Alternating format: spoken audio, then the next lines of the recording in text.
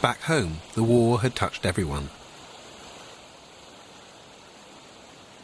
The losses and the bravery of the fighting Scots had earned them a position at the heart of the British Army.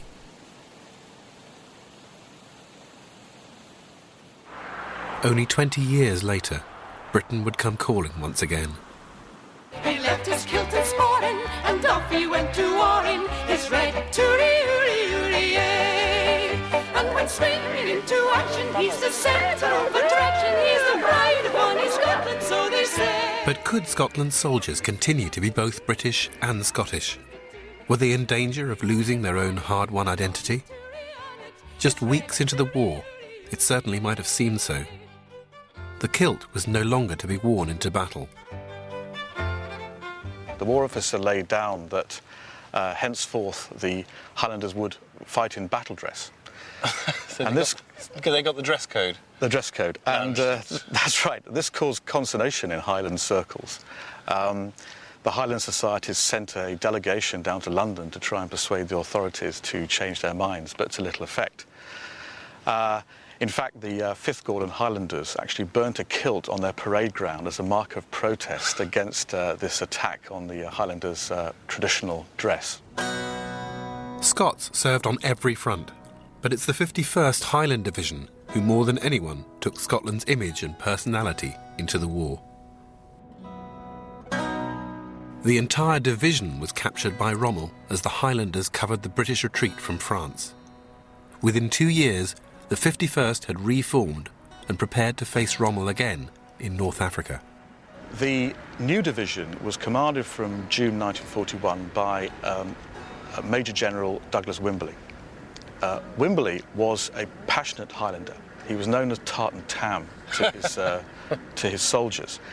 And he was determined to instill a strong Scottish national identity across the division.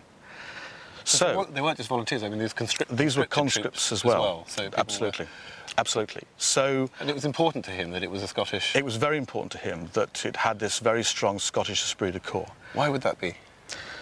Well, I think it's because he was a passionate Highlander. But I think he felt that in order to get the best out of the troops, a strong Scottish esprit de corps is what was required. So kilts were to be worn whenever possible. Pipe bands were to be turned out at the first opportunity. And he insisted that all his junior officers learnt how to Highland dance at the divisional battle school. Very important part of military warfare. If you can't do the sword dance, you're no use in a firefight. So what happened? Did they have some success? Well, they did. I mean, perhaps the other thing I should say is that he was insistent that Scots, preferably Highlanders, but where necessary Lowlanders, should be posted to his division.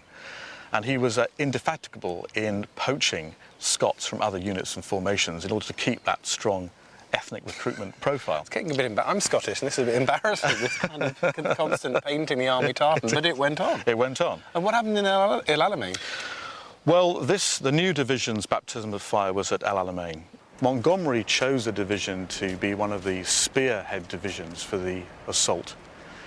And the division's objectives were codenamed after towns and cities associated with the Highland regiments. Inverness, Aberdeen, Montrose, Arbroath, and so on. And Wimberley's order of the day to his troops was Scotland forever and second to none. And that night, the opening night of the offensive, the troops advanced towards the enemy lines with the moonlight glinting on their bayonets, with crosses of St Andrews on their backs as an aid to identification, and with the pipes playing them.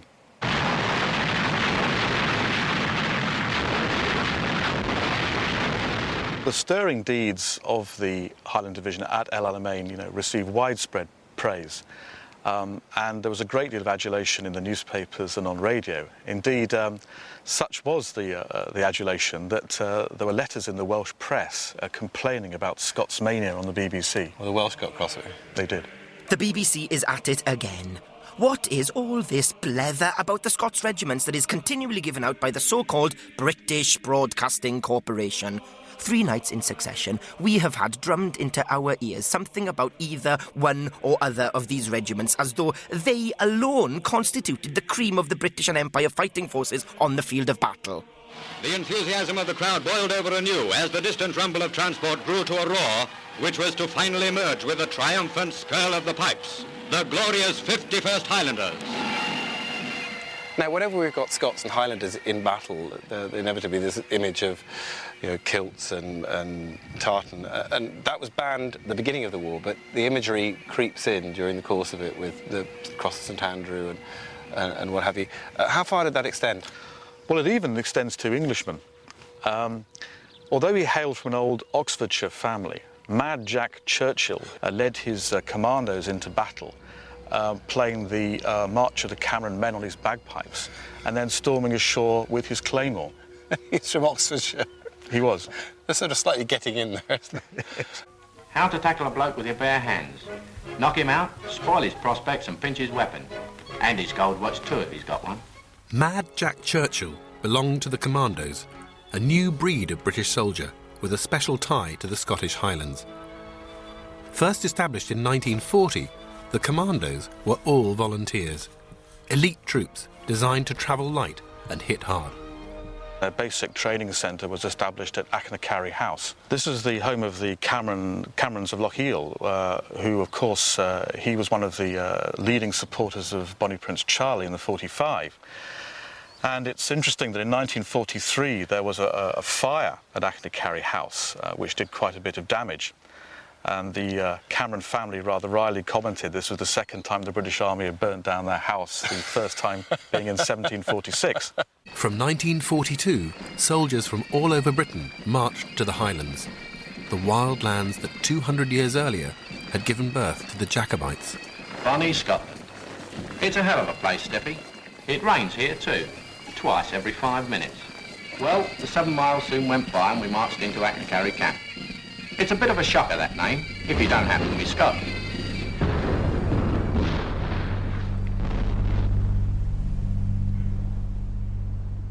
This wonderful sculpture by Scott Sutherland in 1951 commemorates the commandos who were set up and trained here at Achnacarry in the heart of the Highlands in 1942. And you can see how the copper and metals from the soldiers is leaching into the local stone, just as the soldiers dissolved into the countryside around here where they trained.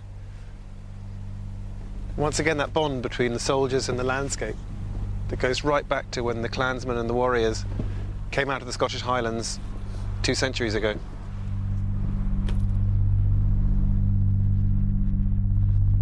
Just 100 or so yards from Scott Sutherland's statue, individual tributes have been left to generations of soldiers.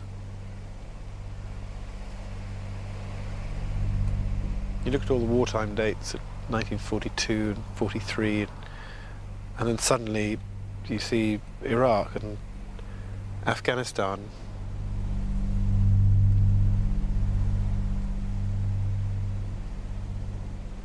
It brings you up short. That it's not just history, it's happening now. You may talk about your first Royal Scottish Fusiliers, your Aberdeen Militia and your Dundee Volunteers, your Seepers and their Stiggit Celts, your Gordons begin bra. You bring to me the tartan o the gallant fort it was. The gallant 43, the Black Watch, saw some of the fiercest fighting in Iraq. Yet this would be their final battle as a regiment. In 2004, during their deployment to Camp Dogwood near Baghdad, the British Defence Secretary announced the death of the individual Scottish infantry regiments. The Royal Scots and the King's Own Scottish Borderers will merge.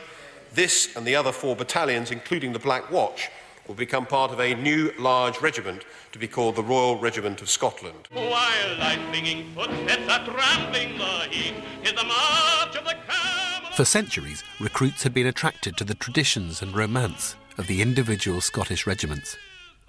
The government's decision brought down the curtain on 300 years of history.